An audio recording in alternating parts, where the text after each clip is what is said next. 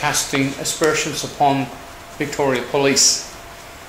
What he's saying is, and I think it's all well established facts, that there are some terrible corrupt people in the police force. Now there's a clip I'm going to show you shortly. This particular clip has got nothing to do with Paul's land, but it has to do with land fraud in general. So have a look at this and we'll come back to it. And Good evening. First tonight, a Victoria Police sergeant has found herself in trouble with the law rather than upholding it. Rosa Rossi is accused of convincing locksmiths to copy keys so she could fraudulently obtain properties. The alleged bizarre 18-month crime spree was uncovered by the state's anti-corruption watchdog. The thin blue line on the other side of the law. I'll be giving my explanation in court. Sergeant Rosa Rossi is accused of a string of strange crimes. The independent, broad-based Anti-Corruption Commission launched Operation Selena to investigate her and alleges the 56-year-old used locksmiths to copy sets of keys and obtain properties. It claims that happened on 6 occasions, naming 3 properties at Wallora, 1 at Chadstone, 1 at Malvern East and another in Brooklyn. In one case, it suggested she moved a locksmith into a property as a tenant. Sergeant Rossi is facing 20 charges, including obtaining property by deception, misconduct in public office and theft. IBAC also alleges she signed documents under a false name, stole mail from the properties, illegally accessed the police database and wore her uniform into Hobsons Bay City Council to change personal information about a property owner. Operation Selena also charged a Victoria Police inspector as Sergeant Rossi's co-accused. The inspector is facing 3 charges, including perjury, and will face court for the first time in Geelong next month. Sergeant Rossi was once awarded the Group Citation Medal for Merit, but today she faced court, where her lawyer said his client needed more time to find the money needed to finance her defence. She will return to court in March. Candice Wyatt for 10 News First. A man is fighting. so Paul, whereabouts is things right today? Today is January, middle of January almost, and is this matter before the courts or is it finished and finalised? We've got 2 matters currently in the Supreme Court. One matter goes back on late January 2019 and the other matter will go on late February 2019, and it's about exposing the wrongdoing of the ANZ Bank and that they had no lawful or legal authority to have any loan or security over this land, 325 Wildwood Road, Bulla.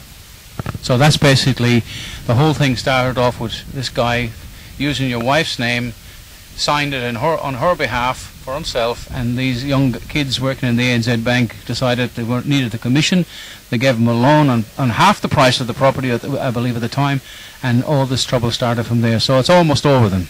That's correct, and a lot of the Victoria Police involvement is directed from ANZ Bank in an attempt to cover up the major fraud of the ANZ Bank rather than let it be exposed to the public. Well, that wouldn't be the police in general. There'd just be a few dodgy senior officers in that area, which we're talking about earlier on. They would be involved, and apparently I think the police are cracking down on some of that corruption in that particular area. Would that be fair?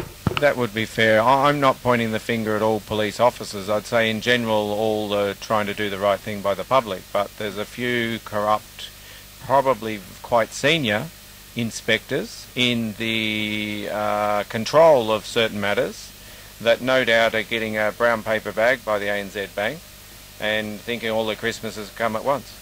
Yeah, it's sad for decent police officers who work pretty hard and have to face the corruption and stuff like that. It's embarrassing for them. Anyway, thanks very much, Paul. I hope we can get some good results this year, please God, and we'll all have a bit of a laugh. Okay, thank you very much, Barry. Cheers. See ya. What's the dangerous driving got to do with, or the fact that he ran into you on your own property? That's correct. In his own statement, he openly admits, this man, that he'd cut the fence and entered into the property. He cut 9 holes in the fences, and then he rammed his vehicle into the side of my vehicle, left the property. Police came and arrested me. But the police have got no right to enter a private property in relation to an accident on the property.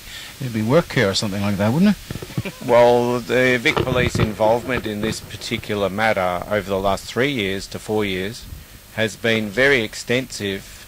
It's always been a civil matter, but at some point in time the Victoria Police have always tried to turn this matter into a criminal matter to have some power or authority to step outside the civil matter that was the real concern. So the police turned up, there was uniform and there was detectives from Broadmeadows, and they told me that I was under arrest and had to come back to the station with them for questioning. Yeah. Yet I felt I was the victim because the man broke into our property and rammed his car into mine, yet for some reason the police put me down as the perpetrator, which I was very confused about the outcome. It's disgusting, and it's very sad to see Victoria Police at this particular state. Sadly, it's not the police in general who's to blame, but it's the government. The government privatised everything. Politicians are parasites. That's the general public opinion, and I'm not going to dispute it. Anyway, Dr. Barry, sign off at Melbourne. Thanks for watching, and goodbye for now. Thanks.